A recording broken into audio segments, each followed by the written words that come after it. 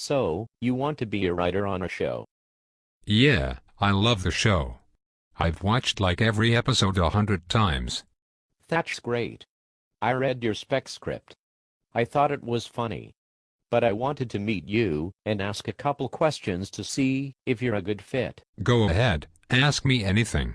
But don't ask if I'm gay because don't ask, don't tell. Jesus Christ, I assumed you were funny because you have a blog and live in a small town outside of Cleveland, but I never would have guessed how funny. Thanks, I am really funny. Yeah. Usually when someone has to say they're really funny, they're not. But I can see you are the one exception to that rule in a million people, so I have a couple questions for you. Are you comfortable working in a writer's room where people swear a lot? Yeah, I swear all the time. The F word and stuff like that.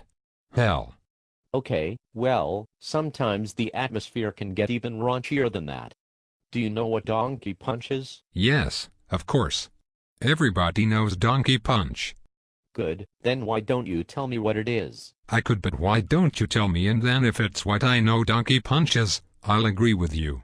You don't know what the fuck donkey punch is, do you? Of course. It's like when you punch a donkey. Wow. Holy fuck. Okay. No.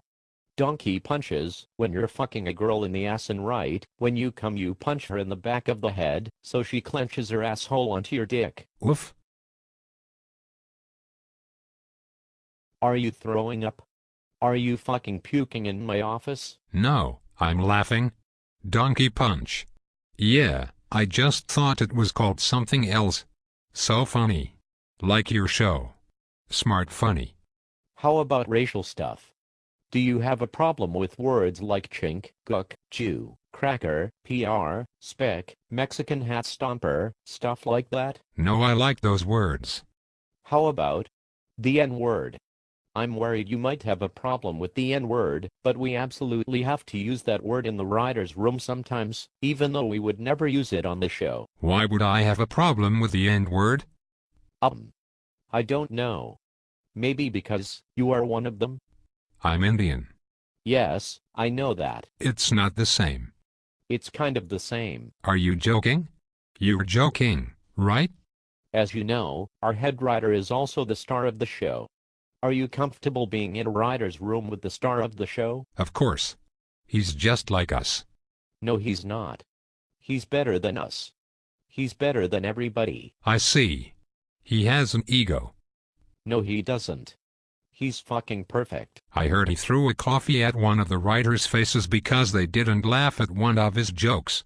That was my fault, because I didn't laugh at one of his jokes. But he only did it because he likes me the most out of all the writers. We couldn't do the show without him. And when he goes on Conan, I don't want him to mention the writing staff. I want him to take all the credit, because we are nothing.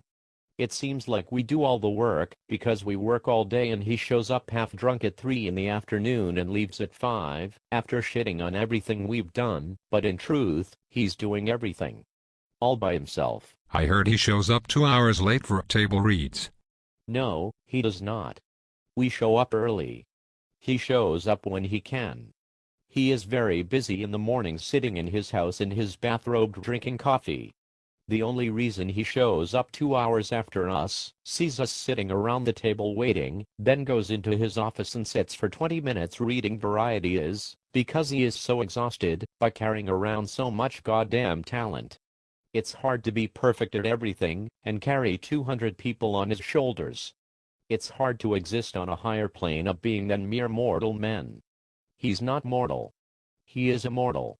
He is like Highlander, but a better actor. He seems like he needs a donkey punch. Ha ha. Donkey punch doesn't work that way.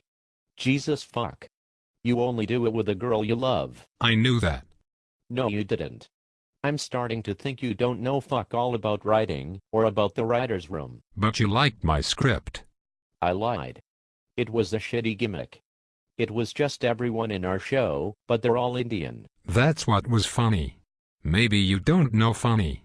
I know what's funny to white people. That's racist. I can't be racist, I'm a TV writer. That makes no sense. Yes, it does. I can say and do anything I want if I'm making comedy.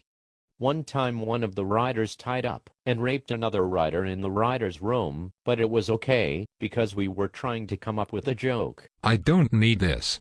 You people are crazy. Why would I even want to work here? Because I'm rich as fucking hell. I leased the BMW 6 million IL, which means it's long enough to lie down in the back, even though nobody has been, or ever will be in the back.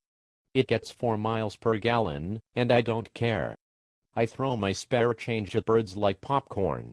One time at Mastro's I ordered an extra bone-in fillet, just so I could throw it at the goddamn valets and watch them fight over it like fucking shit-starved animals.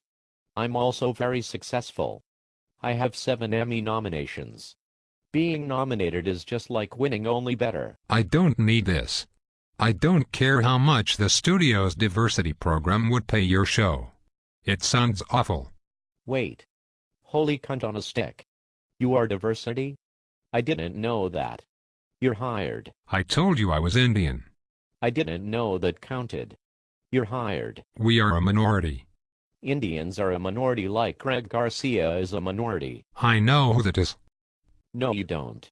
You don't know who anybody is. I bet you don't even know who Mark fucking Cherry is, and he has more talent in his left gay ball than I'll ever have.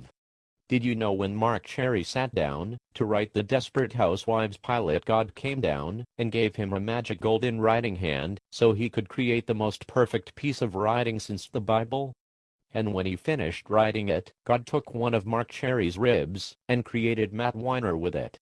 Then God cut off one of his own hands with a hacksaw and put his god hand on Matt Weiner's arm so Matt Weiner could write Mad Men, the show that has saved all of mankind. I bet you didn't know that when Matt Weiner was writing the Mad Men pilot, all the animals of the earth instinctively ran to higher ground because an event of biblical proportions was happening.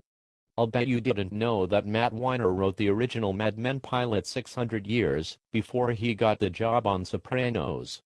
I'll bet you didn't know that if you took the original Mad Men pilot script, ripped a piece off, and fed it to a person dying of cancer, it would cure the cancer and make them a really fast runner.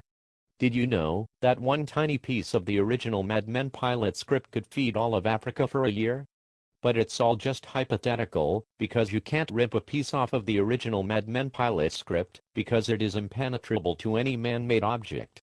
Even diamonds. It's bulletproof. The government confiscated it, and lined Barack Obama's limousine with the scene when Peggy first walks into the Sterling Cooper offices. You don't know any of this, because you're an East Cleveland backwoods retard. But I don't care. You're hired. Do I get my own office? No, you have to share one with Jose, the other black guy. I accept.